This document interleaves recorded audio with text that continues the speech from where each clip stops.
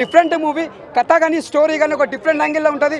అసలు కథ మాత్రం ఎక్స్ట్రానిటీ, అంటే మనకు పెద్ద తగ్గట్టు కథ కానీ బాగా తీసుకొని బుచ్చివారు.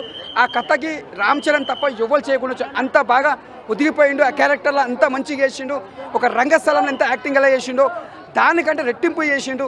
ఒక మొగదిరలో ఎంత బాగా చేసిండో, రంగస్థలం ఎంత బాగా చేసిండో దానికంటే రెట్టింపు చేసిండు. నిజంగా చెప్తున్నా, రాసి పెట్టుకోండి, రామ్ చరణ్ కెరియర్లో ఇంకా పెద్ద స్టార్ అవుతాడు. యాక్టింగ్లో మాత్రం సూపర్ చేసిండన్న.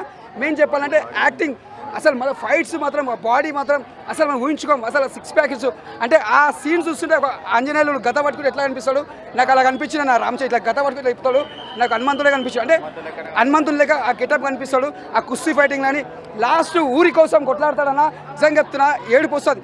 లాస్ట్ అంటాడు, ఒకటే డైలాగ్ అంటాడు, నాకు గోల్డ్ మెడల్ వద్దు, నాకు ఊరికి నాకు train కావాలంటాడు. I did not feel that personally. It was really inspiring for me. Yeah. Did this movie get an Asha award?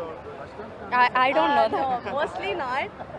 ఎందుకంటే it was a mix of a lot of things. కొంచెం గజిబిజిగా అయింది, but honestly it was a good movie.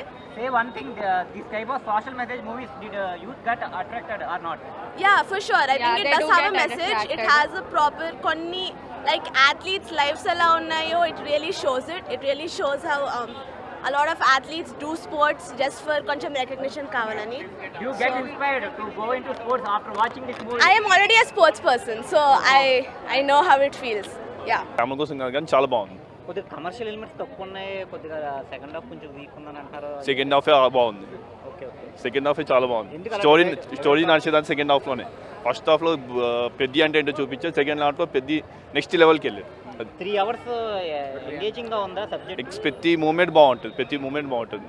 అసలు ఈ moment బాగోదు అని చెప్పేది ఏం లేదు. ఫస్ట్ నుంచి పెద్ద ఎంట్రీ నుంచి ఎండింగ్ దాకా అసలు టైటిల్స్ పడినప్పుడు అందరూ కూర్చునే ఉన్నాం మేము అందరం. అంత ఆయన టైటిల్ ట్రాక్ ఏమన్నా డిఫరెంట్ గా, అంటే ఓజీకి డిఫరెంట్ గా ప్లాన్ చేస్తారు పవన్ కళ్యాణ్ గారు, అది ఇప్పుడు కూడా రికార్డు. అలాగే రామ్ చరణ్ గారు టైటిల్ ట్రాక్, అదే ఆయన ట్యాగ్ లైన్ గురించి కాదు కానీ సబ్జెక్ట్ అట్లాంటిది.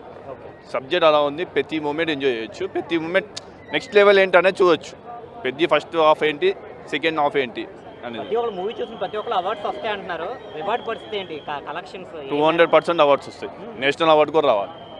రివార్డ్స్ పరిస్థితి ఏంటి కలెక్షన్స్ వైజ్? 100% వస్తాయి. 100%, దానిలో నో డౌట్. అంటే ప్రీవియస్ గా ఉన్న బ్రేక్ చేస్తుంది, కంపల్సరీ బ్రేక్ చేస్తారు. రికార్డ్స్ మూవీస్ లో లేకపోతే వేరే హీరో మూవీస్ రికార్డ్స్ కూడా బ్రేక్ అయ్యే అవకాశం. అన్ని మూవీస్ బ్రేక్ చేస్తుంది. ఎలా ఉంది? చాలా బాగుంది. అంటే ఫ్యామిలీ ఆడియన్స్ కి నచ్చుతుందా లేకపోతే యూత్ కూడా కలిసి చూడొచ్చా? మొత్తం ఎవ్రీథింగ్ చూడొచ్చు అండి. ఏది ఎక్కువ ఉంది?